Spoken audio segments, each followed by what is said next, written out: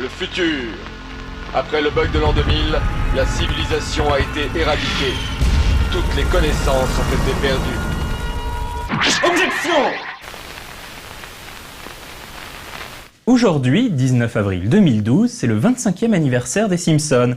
Et oui, la famille la plus jaune d'Amérique a fait ses débuts à la télévision le 19 avril 1987. Les Simpsons ont été créés par Matt Groening. Originellement dessinateur de BD, Groening dessinait un strip appelé Life in Hell, qui avait débuté dans le magazine Wet en 1978. En 1985, un producteur de télévision, James L. Brooks, propose à Groening d'adapter ses strips en séquences animées pour les inclure dans une émission de variété, le Tracy Ullman Show. Mais Groening ne souhaitait pas perdre les droits sur Life in Hell, qu'il aurait dû céder pour l'adaptation animée, alors il préféra créer quelque chose de 100% original. Il imagine alors de courtes scènes de la vie d'une famille dysfonctionnelle, la famille Simpson. Pour concevoir les personnages, Groening s'inspire de sa propre famille. Ainsi, ses parents se nomment réellement Marge et Homer.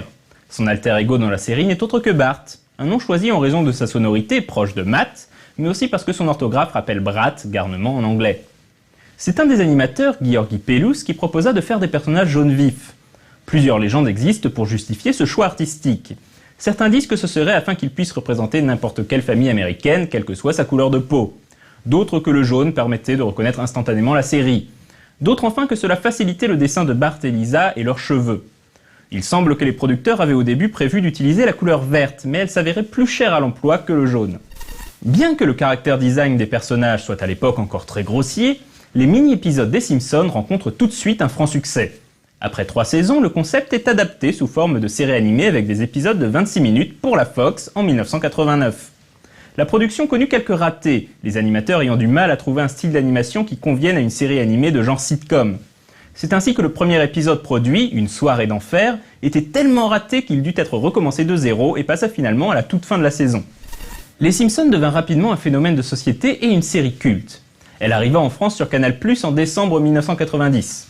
En 2007, un long métrage animé est même sorti au cinéma pour célébrer les 20 ans de la série.